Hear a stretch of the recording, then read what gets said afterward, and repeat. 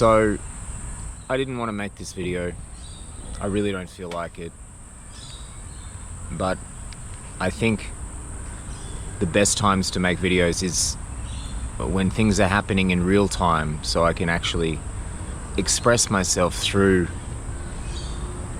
how I currently feel, through the reality of the emotions and the thoughts that are happening, rather than me just recollecting an experience. So this recent experience has made me really think about my life of chasing people and things, and anxiety and anxious attachment. I had this friend who was a girl who was a friend for a couple of years, and we got very close because of shared interests. We spent a lot of time together. But as soon as I met this girl, we just had this connective energy that was beautiful. And I'm 40 and I've met a lot of people and I've been in a lot of relationships, all that stuff. And this was different.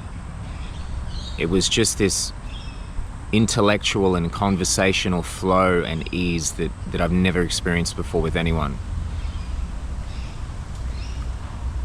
And for a long time, because we had a big age difference and other factors, I held off, and I didn't really form that much of an attachment. But then after a year and a half or so, it started to happen.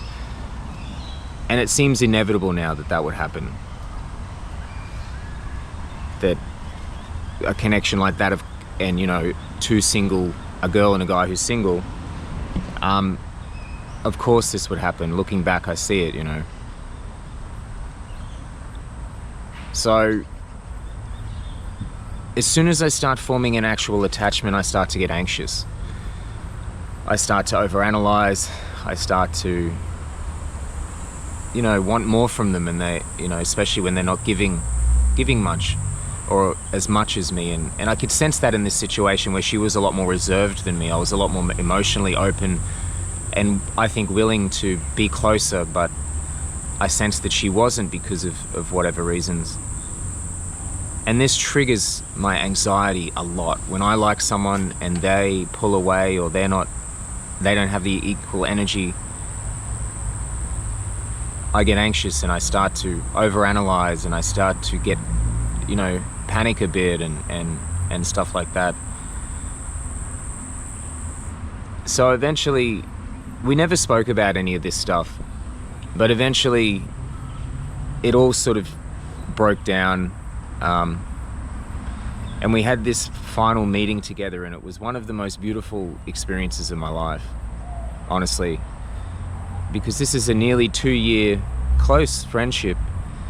And then finally we were together and we were completely vulnerable. We weren't guarded.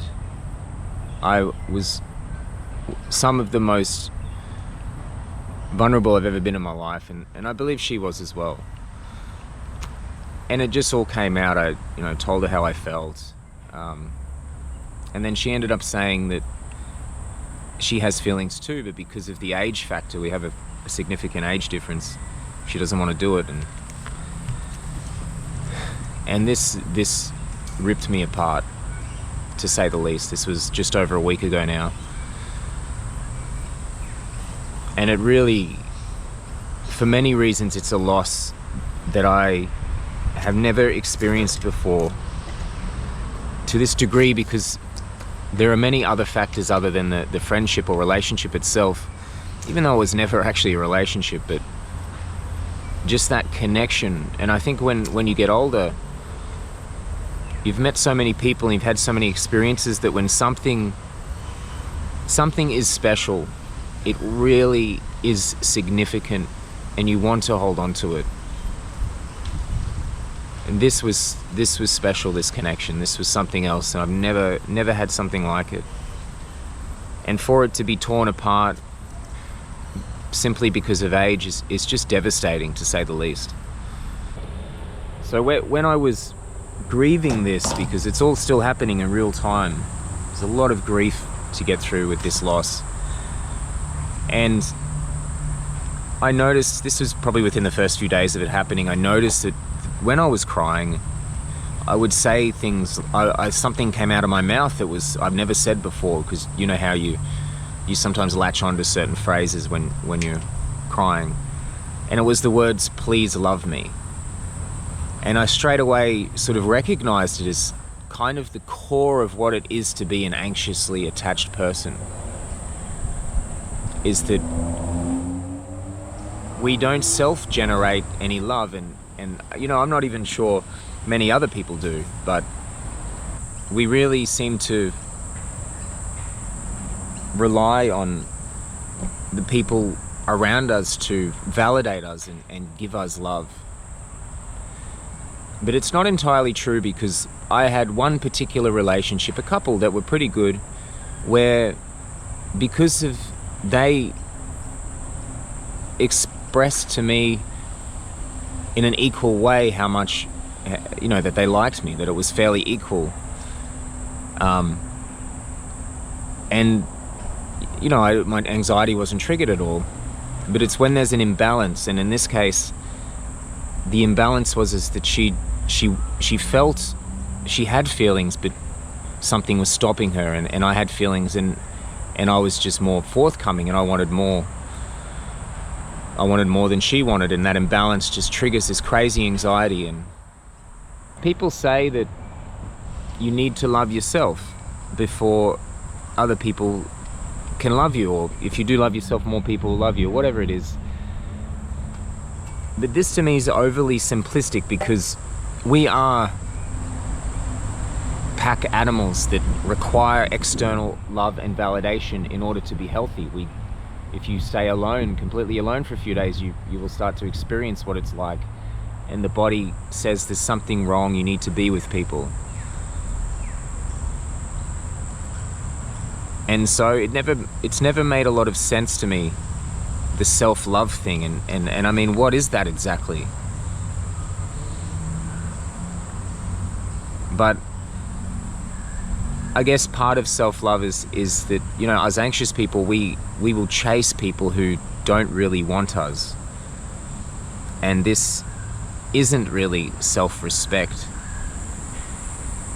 It's more, desperation and this difficulty with people pulling away from us. I think a lot of it is to do with grief, unfelt grief and sadness. Because I do have a fair bit of shame that sits in the stomach. And it seems to have an influence on a lot of things that I do. It can make me avoid certain things, or be shy in certain situations, or, crave things, or look externally. And I think a lot of people have this. But I notice when I grieve that the shame does reduce. And grieving is kind of like shame multiplied, until the point that you cry. So maybe shame is just unfelt grief from, when your mother started to pull away from you, or friends and family and relationships that you haven't grieved fully, situations that were crazy and you just never really got to feel it. It just sits there in the stomach, and it's experienced as this kind of sensitive vulnerability to the world, where you avoid things and you feel like you're an open wound. So situations seem more sensitive or vulnerable than they really are, because of your unfelt grief sitting inside. So this situation has completely blown me away, and it's been one of the most difficult of my life. I don't know what I'm going to do from here, but I just have to try to heal, right? What else can we do? What else do we spend our time doing? It's either we're healing or we're distracting ourselves from healing. The two things. So yeah, I know this video is a bit messy. Thank you for listening. I hope you got something out of it. If you want to talk to me, feel free to leave a message, guys. Thanks so much.